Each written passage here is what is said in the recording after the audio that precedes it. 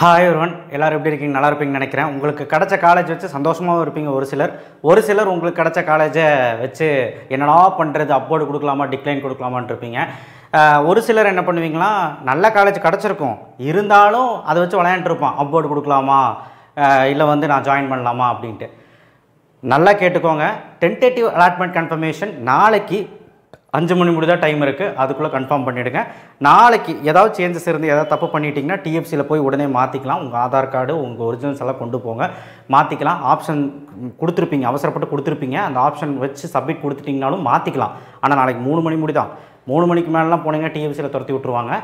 So கண்டிப்பாக நீங்கள் போய் மாற்றிக்கலாம். சரிங்களா? இப்போ நம்ம என்ன பார்க்க போகிறோம் அப்படின்னா, ஆகஸ்ட் 23 தான் நமக்கு அப்போர்ட் ரிசல்ட் வரும். இந்த அப்போர்ட் ரிசல்ட் என்னங்க சார் அப்படின்னு கேட்டிங்கன்னா, கவுன்சிலிங் நமக்கு சாய்ஸ் பண்ணி 10ஆம் தேதி நடந்துச்சு. 11, 12 பண்ண சொன்னாங்க, 10, 11, 12. இன்றைக்கி டென்டேட்டிவ் அலாட்மெண்ட் கன்ஃபர்மேஷன் வந்திருக்குது, நமக்கு ஒரு காலேஜ் கிடச்சிருக்கு. இன்றைக்கும் நாளைக்கும் ஆகஸ்ட் 13, 14ஆம் தேதிக்குள்ளே டென்டேட்டிவ் அலாட்மெண்ட் கன்ஃபர்மேஷன் பண்ணி ஆகணும். நாளைக்கு 5 மணிக்குள்ளே பண்ணாவிட்டால் ஒன்றுமே நீங்கள் பண்ணலை அப்படின்னா ஆட்டோமேட்டிக்காக நீங்கள் அடுத்த ரவுண்டு போயிடுவீங்க. அதுதான் ஆகும், வேறு எதுவும் ஆகாது. நீங்கள் வெளியெல்லாம் போக மாட்டீங்க. Okay, right. சரி, இது ஒரு ஓரமாக இருக்கட்டும். 7.5 ரிசர்வேஷனில் கன்ஃபியூஷன் இருக்குது. 2 அலாட்மெண்ட் வந்துச்சுன்னா 7.5 உங்களுக்கு பிடிச்சதுன்னா அதில் அக்செப்டன் ஜாயின் கொடுத்து சேர்ந்துட்டு இதை விட்டுருங்க. அப்படியே அக்செப்டன் அப்போர்டு கொடுக்குறா இருந்தாலும் 7.5 எதாவது அக்செப்ட் கொடுக்குறா இருந்தாலே 7.5 நீங்கள் விருப்பம் இருந்தால் 7.5 கொடுங்க, இல்லை ஜென்ரலில் விருப்பம் இருந்தால் ஜென்ரலில் மட்டும் கொடுங்க, ஒன்று விட்டுருங்க, அவ்வளோதான். So this is that. And அப்போர்டு எல்லாம் யார் கொடுத்துருக்கீங்க, யாரெல்லாம் அப்போர்டு கொடுத்துருக்கீங்க, ஆசாசியாக மேலே கிடைக்குமா அப்படின்னு சொல்லி அப்போர்டு கொடுத்துருப்பீங்க. இதில் பல அர்த்தம் இருக்குது. ஒன்று, ரவுண்ட் 2க்கு அப்போர்டு ரிசல்ட்டு, அப்போர்டு அப்படின்னு கொடுத்தவங்களுக்கு எல்லாமே ரிசல்ட்டு. அந்த ரிசல்ட்னா அப்போர்டில் கொடுத்துருக்க கல்லூரி கிடைக்குமா, இல்லை கீழே நம்ம வச்சுருக்க அக்செப்ட் பண்ணிக்கிறது கிடைக்குமா, இந்த மாதிரிலாம் வரக்கூடிய ரிசல்ட் எப்போனா ஆகஸ்ட் 23. யாரெல்லாம் அப்போர்டு கொடுத்துருக்காங்களோ அவங்க கல்லூரி ஏதாவது புதுசாக கிடச்சிருக்கா அப்படின்னு பார்க்குறது ஆகஸ்ட் 23ஆம் தேதி தான் தெரியும். சரிங்களா? யாராவது அந்த சீட்டு விட்டுட்டு போகணும், அந்த 5 நாளுக்குள்ளே யாராவது ரிப்போர்ட் பண்ணாமல் போவாங்க இல்லையா? ஏன்னா டென்டேட்டிவ் அலாட்மெண்ட் கன்ஃபர்மேஷன் பண்ணிவிட்டு அக்செப்டன் ஜாயின் கொடுத்தவனும் அக்செப்டன் அப்போர்டு கொடுத்தவனும் டிஎஃப்சிக்கோ இல்லை காலேஜுக்கோ போய் ரிப்போர்ட் பண்ணால் விட்டுருவான். அந்த சீட்டு வேக்கண்ட் ஆகும். அந்த சீட்டு அப்போர்டில் கேண்டிடேட் அடுத்த ரேங்க்கில் இருக்கிறவங்களுக்கு கிடச்சிரும். இதுதான் ப்ராசஸ். சரி, அப்போர்டில் எப்படி சார் கிடைக்கும், என்ன காலேஜ் கிடைக்கும், எப்படி எனக்கு கிடைக்கும், எப்படி நான் கணிக்கிறது அப்படின்னு கேட்டிங்கன்னா, யாருனாலையும் கணிக்க முடியாது. ஆனால் ஒரு சிலது ஈஸியாக சொல்லிடலாம். இப்போ லோ கட் ஆஃபாக இருக்கீங்க, 150 மார்க் தான் இருக்கீங்கன்னா மேலெல்லாம் டயர் 1 காலேஜஸ் வச்சுருக்கீங்க, அதெல்லாம் கிடைக்காம வந்து கம்ப்யூட்டர் உங்களுடைய ஒரு காலேஜ் செலக்ட் பண்ணியிருக்குன்னா வித்தியாசமாக ஒரு காலேஜ் இருக்கும், டயர் 3, டயர் 4, அது செலக்ட் ஆகிருக்குன்னா உங்கள் கட் ஆஃப்க்கு அதெல்லாம் கிடைக்கல. கண்டிப்பாக அப்போர்டு கொடுத்தாலும் கிடைக்கிறது ரொம்ப ரேர். பெரிய பெரிய காலேஜ் மேலே கொடுத்துட்டு அப்போர்டு கொடுத்துக்கிறீங்க, இல்லை கட் ஆஃப் 160 கீழே இருக்கீங்க, அந்த காலேஜ் டயர் 1, டயர் 2 இருந்ததுன்னா ரொம்ப ரேர். அதுவும் கம்ப்யூட்டர் சயின்ஸ், ஐடி, ஏடிஎஸ், ஈஸியாக இருந்தால் ரொம்ப ரேர் கிடைக்கிறது. ட்ரிபிள் மெக்கானிக்கலாக இருந்தால் ஒரு கை பார்க்கலாம். இது ஒரு கேஸ். ஸோ அக்செப்டன் அப்போர்டு யாரெல்லாம் கொடுத்துருக்கீங்க, டிக்ளைன் அப்போர்டு யாரெல்லாம் கொடுத்துருக்கீங்க அப்படிங்கிறத இப்போ மேட்ரு. அக்செப்டன் அப்போர்டு கொடுத்தவங்களுக்கு பிரச்சனை இல்லை. இப்போ ஒரு காலேஜ் கிடச்சிருக்கு, அது அப்போர்டில் இருக்கிற இதை விட நல்ல காலேஜ் இருந்தால் கொடுங்கப்பா அப்படின்னு அர்த்தம். அக்செப்ட் பண்ணிட்டீங்க, அதுக்கு நீங்கள் டிஎஃப்சிக்கு போகணும், டிஎஃப்சிக்கு போய் பணம் கட்டணும், ஒரிஜினல்ஸ் எல்லாம் கொடுக்கணும். அது எப்போ சார் அப்படின்னு கேட்டிங்கன்னா, நாளைக்கு முடியட்டும். நாளைக்கு முடிஞ்சு டென்டேட்டிவ் அலாட்மெண்ட் வரும், அதுக்கப்புறம் போல் அதை அப்புறம் பேசிக்கலாம். சரி, டிக்ளைன் அப்போர்டு கொடுத்தவங்களுக்கு எந்த வேலையில் வீட்டில் சும்மா உட்காரணும். டிக்ளைன் கொடுத்துட்டீங்க, இந்த காலேஜ் இப்போ கிடச்சிருக்க ஒரு காலேஜ் வேண்டான்ட்டிங்க, அப்போர்டில் ஏதாவது காலேஜ் இருந்தால் கொடுங்க.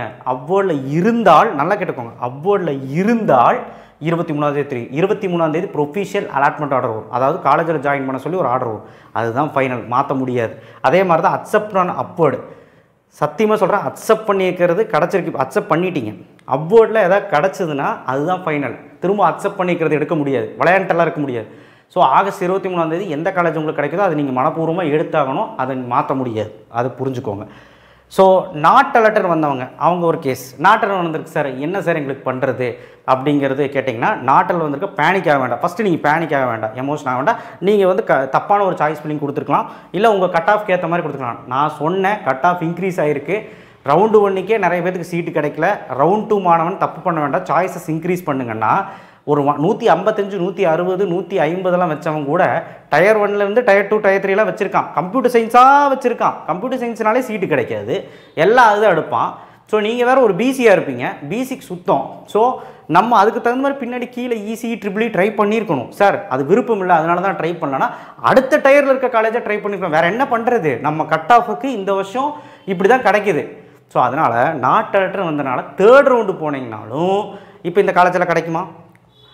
மிஞ்சி மிஞ்சி போனால் 77,000 பேர் இருந்தால் 85,000 பேர் சாய்ஸ் ஃபில்லிங் பண்ண சொன்னாங்க. இதில் எவ்வளோ பேர் ஆப்சென்ட் ஆகும்? ஒரு 15,000 பேர் 20,000 பேர் ஆப்சென்ட் ஆகும். இதுலேருந்து எவ்வளோ பேர் எடுத்துகிட்டு போகிறானோ அதெல்லாமே தான் வேக்கண்ட் ஆகும். அதாவது இதுலேருந்து எவ்வளோ பேர் எடுக்க போகிறான்னு தெரியல. எனக்கு தெரிஞ்சு ஒரு 45,000 50,000 பேர் சீட் எடுத்துருவோம். ஸோ இவங்க எல்லாரும் போய் எடுத்துட்டாங்கன்னா மீதி இருக்கிற வேக்கண்ட் இருக்க சீட்டு தான் ரவுண்டு 3க்கு வரும்.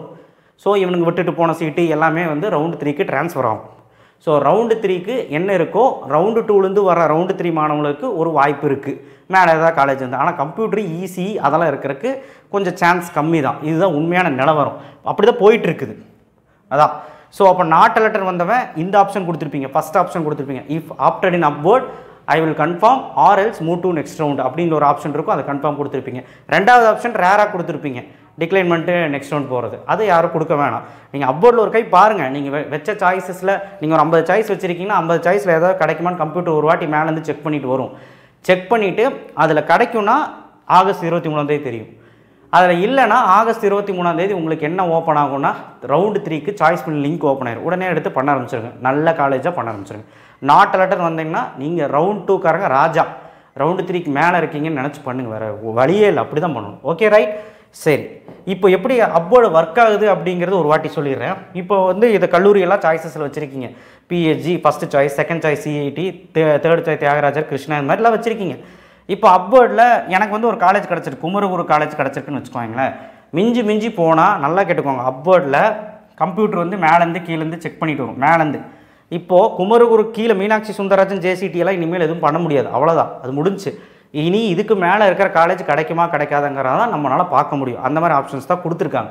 அப்போ அக்செப்ட் அண்ட் அப்போடு கொடுத்தீங்கன்னா குமரகுருவை நான் அக்செப்ட் பண்ணிட்டேன், அதுக்கு டிஎஃப்சியில் போய் பே பண்ணணும். அண்ட் மேலே உள்ள இந்த 4 கல்லூரியில் ஏதாவது ஒரு கல்லூரி இருந்தால் கொடுங்கப்பா அப்படின்னு அர்த்தம். இன்கேஸ் ஆகஸ்ட் 23 வரக்கூடிய ரிசல்ட்டில் அப்வர்டில் நமக்கு இந்த காலேஜ் கிடச்சிருச்சுன்னு வைங்க, தியாகராஜர் காலேஜ் கிடச்சிருச்சுன்னு வைங்களேன், தியாகராஜர் காலேஜ் கிடச்சிருச்சுன்னு வைங்க, சரிங்களா? அதுதான் நீங்கள் எடுத்துக்கணும். திரும்பவும் குமரகுருவில் எடுக்க முடியாது.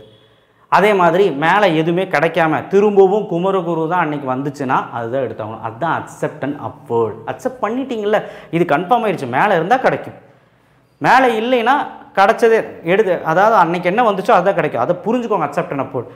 ஸோ மோஸ்ட்லி எவ்வளோ கிடைக்கும் அப்படின்னா மேலேருந்து தான் கம்ப்யூட்டர் பார்த்துட்டு வரும். ஃபஸ்ட்டு வந்து ஓசி சீட் இருக்கும். ஓசியில் முடிஞ்சதுக்கப்புறம் தானே உங்கள் கம்யூனிட்டியில் பார்க்குது, பிசி எஸ்சி அந்த கம்யூனிட்டியில் பார்க்குது. கம்யூனிட்டிலையும் முடிஞ்சதுக்கப்புறம் தான் அடுத்தடுத்து காலேஜ் பார்த்துக்கிட்டே வருது. அப்போ முடிஞ்ச காட்டிக்கு இங்கே உங்கள் அலாட்டட் கம்யூனிட்டி என்னென்னு பாருங்கள், பிசியா ஓசியா, அதாவது உங்கள் கம்யூனிட்டியில் அலோகேட் ஆகிருக்கு. அலாட்டட் கேட்டகரின்னு ஒன்று இருக்கும். அதில் வந்து என்ன கம்யூனிட்டியில் அலாட் ஆகிருக்குன்னு பாருங்கள்.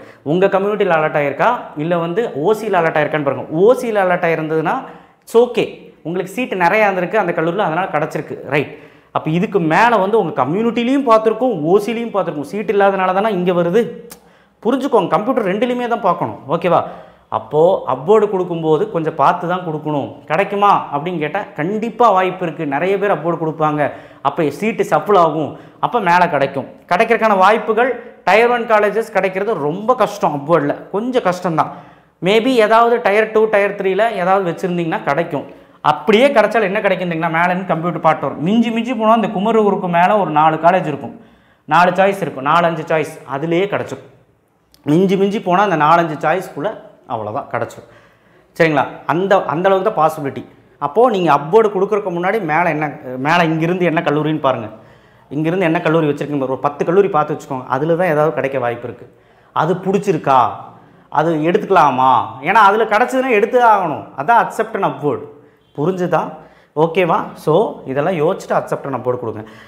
அக்செப்ட் அண்ட் ஜாயின் ஏன் கொடுக்க சொல்கிறேன்னா, ஒரு மனப்பூர்வமாக நல்ல காலேஜ் வந்திருக்கேன் கொடுத்து ஜாயின் பண்ணி போங்க, சும்மா விளையாண்டு இருக்காதிங்க. அதுதான் இத்தனை நேரம் பேசிக்கிட்டு இருக்கேன். சரிங்களா? அடுத்து டிக்ளைன் அப்வர்டு. டிக்ளைன் அப்வர்டு கொடுத்துட்டிங்கன்னா ஒன்றுமே பண்ண முடியாது. குமரகுரு கிடச்ச காலேஜ் எனக்கு வேண்டாம், அப்வர்டில் இந்த 4 காலேஜில் ஏதாவது கொடுங்கப்பா அர்த்தம். அந்த 4 காலேஜில் ஏதாவது கொடுத்தாங்கன்னா எடுத்துக்கலாம். அதான் 23 வரும். டிக்ளைன் பண்ணிட்டீங்க, 4 காலேஜில் ஏதாவது கிடச்சிதுன்னா 23 தெரியும் வரும். அந்த காலேஜில் போய் ஜாயின் பண்ணிட வேண்டியதாக, மாற்ற முடியாது. இல்லை 4 காலேஜில் எதுவுமே கிடைக்கலன்னா லிங்க் வந்து 3ஆவது ரவுண்ட் 3க்கு லிங்க் ஓப்பன் ஆகிடும். சாய்ஸ் ஃபில்லிங் லிங்க் நீங்கள் சாய்ஸ் ஃபில்லிங் பண்ணுறது ரவுண்ட் 3க்கு போயிடுவீங்க. இவ்வளோ தான். நாட் அலர்ட் வந்திருக்கு சார். இப்போ 8 சாய்ஸுமே இருக்குது. நான் ஒரு எக்ஸாம்பிளுக்கு சொல்கிறேன். நீங்கள் 1000 சாய்ஸ் வச்சாலும் சரி, நாட் அலர்ட்னு வந்திருக்கு சார். நாட் அலர்ட்னா கம்ப்யூட்டர் ஓசிலையும் பார்த்துருக்கோம், உங்கள் கம்யூனிட்டிலையும் பார்த்துருக்கோம். எதுலேயுமே சீட் இல்லாதனால தான் நீங்கள் புவர் சாய்ஸ் பண்ணுங்க, கட் ஆஃப்க்கு ஏற்ற மாதிரி இல்லை, அதனால தான் நாட் அலர்டட்.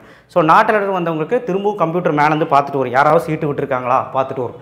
அதில் வந்து உங்களுக்கு சீட்டு கிடைக்குமான்னு பார்க்கும்.